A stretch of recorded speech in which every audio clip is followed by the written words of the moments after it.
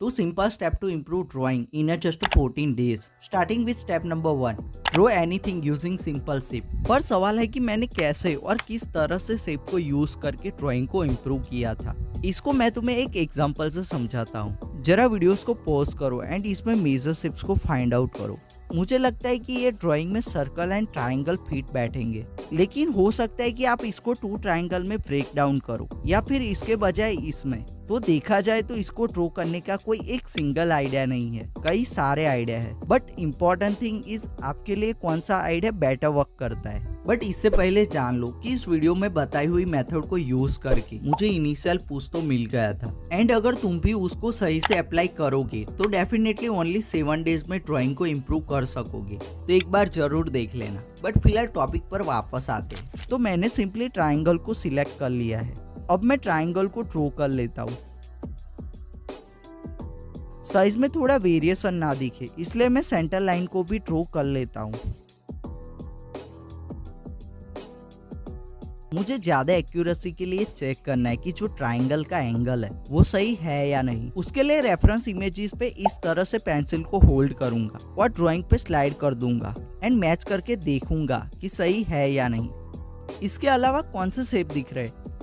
I think face के लिए circle best रहेगा, तो मैं इसको थोड़े अपने हिसाब से आइडिया लगा के रफली ड्रॉ कर लेता हूँ। लेकिन अगर आपको और एक्यूरेटली ड्रॉ करना है तो सिंपली रेफरेंस इमेजेस पे जाके एवरी सिंगल पार्ट को मेजर एंड कंपेयर करके एक्यूरेटली ड्रॉ कर सकते हो। तुम चाहो तो रेफरेंस इमेजेस की जगह पे डायरेक्ट स्केचबुक में भी ड्रॉ कर सकते हो, लेकिन थोड़ा ब्रेनस्टॉर्मिंग जरूर कर लेना कि कौन से ऑब्जेक्ट को किस तरह से ब्रेक डाउन करना है जिसे बाकी के शेप के साथ कॉम्बिनेशन में फिट बैठे। लेकिन पर्सनली में तो मुझे यही तरीका बेस्ट लगता है, तो मैं इसे ही यूज करता हूँ।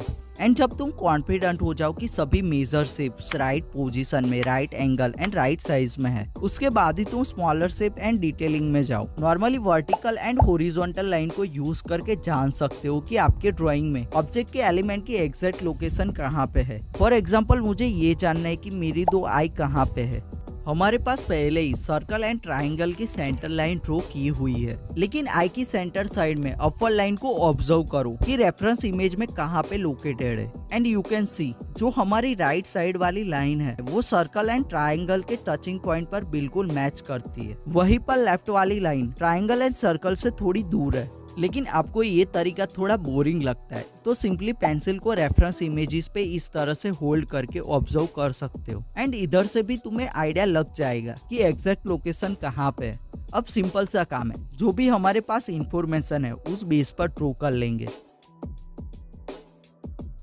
आई को ड्रॉ करने के लिए ओवल का यूज करता हूँ, लेकिन यहाँ पे थोड़ा आई के नीचे देखे तो थोड़ी नेगेटिव स्पेस है, तो सिंपल मैं इसको कर्व में ड्रॉ करके बाकी की स्पेस को ट्रिम कर दूंगा।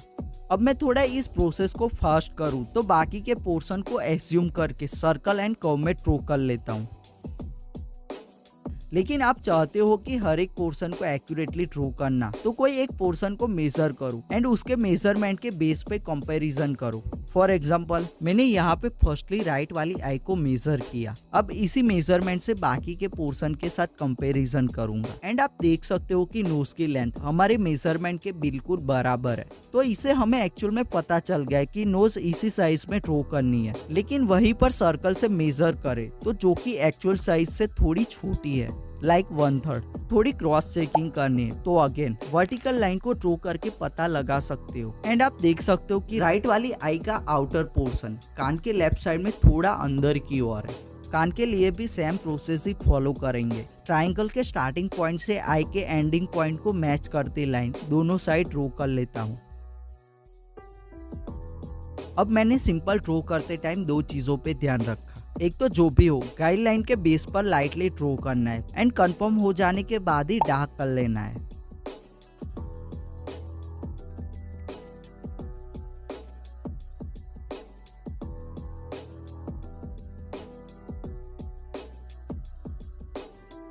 एंड ये मेथड को यूज करने के बाद ये बात तो साफ हो गई थी कि मैं नॉर्मल पेंटिंग से अच्छी खासी पेंटिंग बना पा रहा था। लेकिन उसके बाद नॉर्मल पेंटिंग से डिसेंट एंड एक्यूरेटली स्केच बनाने के लिए मैंने मेनली स्टेप 2 को यूज किया था। फर्स्टली मैंने यहाँ पे हेड को थोड़ा गेस करके ड्रॉ कर लिया है, लेकिन थोड़ा और एक्यूरेटली ड्रॉ करने के लिए रेफरेंस इमेज पे इसकी विड्थ एंड लेंथ को मेजर करूंगा। एंड जैसे कि तुम देख सकते हो कि जो विड्थ है उसकी विड्थ ही हमारी हेड की लेंथ है। अब सिंपल हमारी ड्राइंग को चेक करते हैं, अगर सही आया तो ठीक, वरना थोड़ा कम या ज्यादा हो सकता है तो इरेज करके करेक्ट कर लेंगे। एंड जब आप इस तरह से एक चीज से कॉन्फिडेंट हो जाओगे तो तुम्हारे पास एक प्रॉपर मेजरमेंट होगा जिसे तुम बाकी की चीजों को भी मेजर कर सकते हो, लाइक उसकी हाइट कितनी है। जैसे ही मैंने हेड को मेजर किया था वैसे ही मैं हेड को सर्कल की हेल्प से मेजर कर लूंगा एंड सिंपली इससे मैं बाकी की चीजों को भी मेजर कर सकता हूँ। तो इस तरह से मैंने ये दोनों के कॉम्बिनेशन से ड्राइंग को ओनली 14 डेज में इम्प्रूव कर लिया था। लेकिन हो सकता है कि तुम्हारे केस में थोड़ा एक्स्ट्रा टाइम लगे, लेकिन जो मैंने स्टेप बताए हैं उसके पीछे का लॉजिक समझना, एक्सपेरिमेंट करना, अप्लाई करना और प्रैक्टिस करना। अब मेरी आर्ट ग्रोथ का एक और सीक्रेट रीजन था एक्यूरेट आउटलाइन। अब एक्यूरेट आउटलाइन के बारे में जानना है तो राइट वाले वीडियोस को क्लिक करो। बाकी शॉर्टकट तरीके से ओनली 7 डेज में ड्राइंग को इम्प्रूव करना चाहते हो तो लेफ्ट वाले वीडियोस को देख लो।